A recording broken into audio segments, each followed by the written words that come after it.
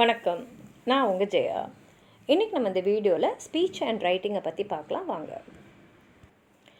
ஆரம்ப காலத்தில் பார்த்திங்கன்னா மொழியை பற்றி படித்தவங்க எழுத்து முறையில் இருந்ததை பற்றி தான் ஆராய்ச்சி பண்ணியிருந்தாங்களே தவிர பேசும் மொழியை பற்றி அவ்வளோ ஆராய்ச்சி செய்யலை. ஆனால் போக போக லிங்குவிஸ்டிக்ஸ்லாம் என்ன சொன்னாங்கன்னா, நம்ம பேசும் மொழியை பற்றியும் நம்ம ஆராய்ச்சி செய்யணும். ஏன்னா எழுத்து முறை வரத்துக்கு முன்னாடி பேசும் முறை மட்டும்தான் இருந்தது. அப்போது ஒரு மொழி ஆராய்ச்சி செய்கிறோன்னா அப்போ அதோட ப்ரைமரி சோர்ஸான பேசும் மொழியை பற்றியும் நம்ம ஆராய்ச்சி செய்யணும்.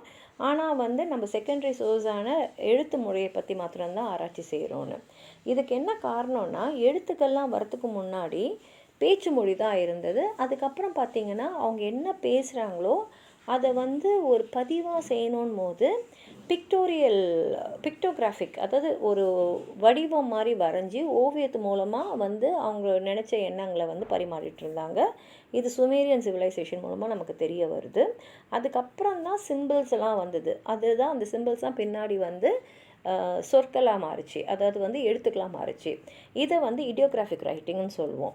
இதுதான் ஸ்பீச் அண்ட் ரைட்டிங், அதாவது முதல்ல ஸ்பீச்சு, அதுக்கப்புறம் ரைட்டிங் வரத்துக்கு முன்னாடி இருந்தது ஓவிய வடிவத்திலான உருவங்கள் அப்படின்றது நமக்கு புரியுது. உங்களுக்கு எதாவது சொல்ல நினச்சிங்கன்னா கீழே இருக்கிற கமெண்ட் பாக்ஸில் எழுதுங்க. இந்த வீடியோவை லைக் பண்ணுங்கள், உங்கள் ஃப்ரெண்ட்ஸோடு ஷேர் பண்ணுங்கள். சப்ஸ்கிரைப் பண்ணாதவங்களாம் ப்ளீஸ் சப்ஸ்கிரைப் பண்ணி சப்போர்ட் பண்ணுங்கள். நன்றி.